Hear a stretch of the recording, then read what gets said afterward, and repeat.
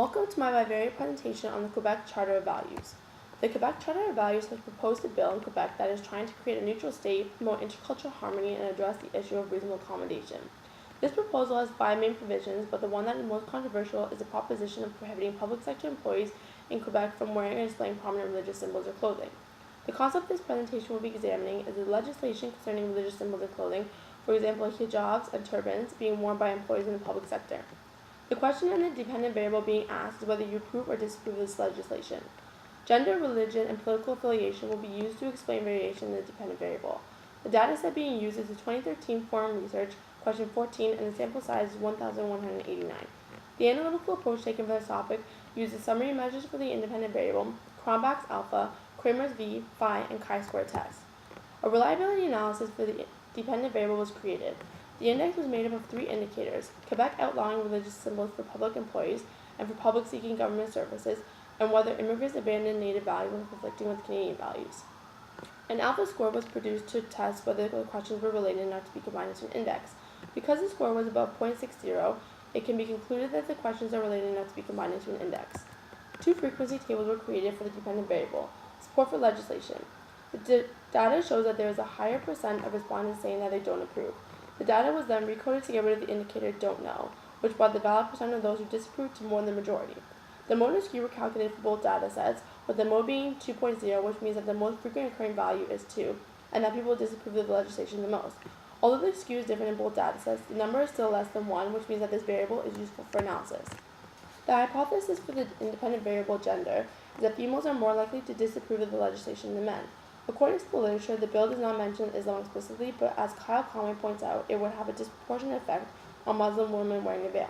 As Sonia Diane Herzbrun and Leila Abu Lagad explain, the Muslim veil, like the hijab or headscarf, is a sign of educated urban sophistication and a way of liberation. The veil can serve as a way for women to have historically been limited to the realm of the home to enter a more public space. The second independent variable is religion. I hypothesize that if you are Christian, you are more likely to approve the legislation.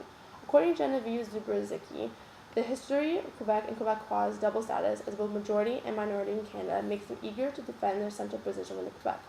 They do this by going back to their religious roots and tradition as a way to assert the dominance in the public sphere that is increasingly being dominated by religious others. In this case, religious tradition, Catholicism, is brought back as a cultural heritage to counteract the religion of others, i.e. Islam, Orthodox Judaism, etc., and protect their secular values. The third independent variable is political identification.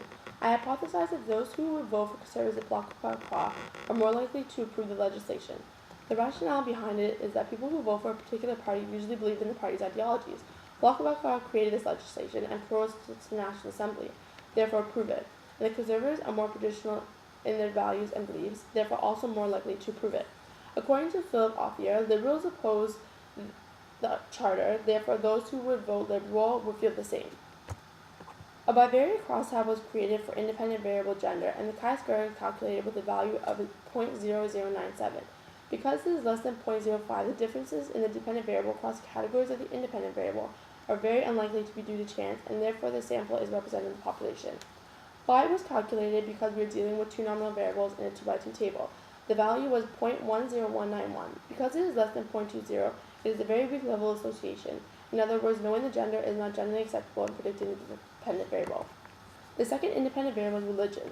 It had to be recoded from the original 9 categories because there were too many, making it too difficult to read, and some of them just didn't have large enough sample sizes. The data shows that the 3 subsets of Christianity, Protestant, Evangelical, and Catholic, have the highest percentage out of all the independent variables for approving the legislation. Chi-square was 0.1126, which is less than 0.5, which means that the differences in the dependent variable are very unlikely to be due to chance, and the sample is represented in the population. Kramer's v was calculated because both are nominal variables but have a crosstab larger than 2/3. Kramer's v is 0.12628. Because it is less than 2.0, there is a very weak level of association. In other words, religion is not generally an acceptable variable in predicting the dependent variable. The third independent variable is political identification. In this crosstab, the data was recoded and shows that the Conservatives in the Bloc Québécois have a higher percentage approving the legislation than Liberals and Democrats. Chi-square value was 0.000, which means that the differences in the dependent variable across categories of the independent variable are very unlikely to be due to chance. Kramer's v was 0.22119. It is greater than 2.0, so there is a moderate relationship, which means that knowing the party one identifies with or the most likely to vote for can predict the dependent variable. The null hypothesis is therefore rejected because of the Cramer's v-score being greater than 0.20.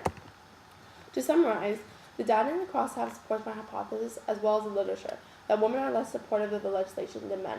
However, the measures of association do not fully support the hypothesis, as there is a very weak association between gender and whether you would support or disapprove the banning of religious symbols and clothing being worn by public sector employees.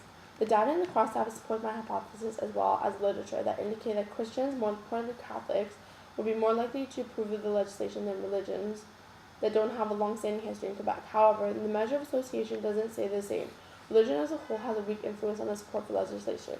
The evidence supports my hypothesis that the more conservative you are, or the likelihood that you would vote for Parti Québécois, the more likely you'd approve of the legislation. There is a moderate relationship between what party you identify with or vote for and what your opinion would be on the legislation. In conclusion, the issue of religious accommodation has been a big one all over the world, not just in Quebec. France has had to deal with issues of discrimination by the state on the basis of religious wear being forbidden to be worn in the public sphere, specifically when it comes to Muslims. However, it is evident by the data collected in the frequency table for the dependent variable that a larger portion of the sample does not approve of legislation, which means that there is a greater chance that the legislation will not be passed. Even though gender and religion weren't the best indicators of opinion about the legislation, according to the measures of association, I do believe that the data in the crosstab show enough differences between categories to indicate some sort of relationship which can be further examined. Further research can be conducted to examine other potential variables that may influence the dependent variable, such as primary language.